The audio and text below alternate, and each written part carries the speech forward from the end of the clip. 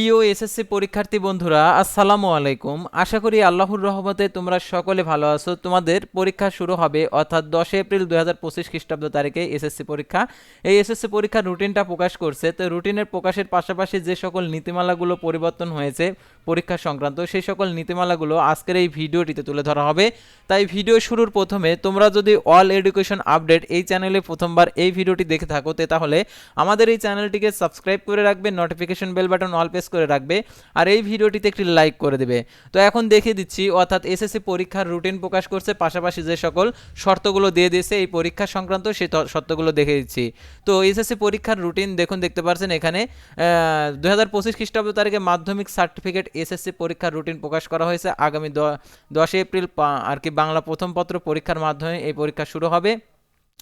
বৃহস্পতিবার 12 ডিসেম্বর শিক্ষা বোর্ড পরীক্ষা নিয়ন্ত্রক কমিটির পরীক্ষার সময়সূচি প্রকাশ করছে। এবছরের এসএসসি পরীক্ষার পূর্ণমান ও পূর্ণ সময়ের অনুষ্ঠিত হবে। আর এখানে আগামী 10 এপ্রিল থেকে এসএসসি পরীক্ষা শুরু হবার কথা, চলবে 8 মে পর্যন্ত। তত্ত্বেও পরীক্ষা হবে এবং নির্ধারিত তারিখে সকাল 10টা থেকে দুপুর 1টা পর্যন্ত, এবং 10 মে থেকে 18 মে পর্যন্ত ব্যবহারিক পরীক্ষা অনুষ্ঠিত হবে। সব বিষয়ে ব্যবহারিক পরীক্ষা শুরু হবে 10 মে এবং 18 মে সব ব্যবহারিক পরীক্ষা শেষ হবে। পরীক্ষার্থীরা কেন্দ্রে সাধারণ সায়েন্টিফিক ক্যালকুলেটর ব্যবহার করতে পারবেন।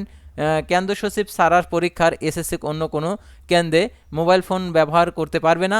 আর এই এসএসসি পরীক্ষার যে রুটিনটা দিয়েছে এই রুটিনটা তোমাদেরকে এখন দেখিয়ে দিচ্ছি। আর শিক্ষাসহ সব খবর সবার আগে যদি তোমরা জানতে চাও, তাহলে অবশ্যই অল এডুকেশন আপডেট এই চ্যানেলটি সাবস্ক্রাইব করে রাখবে।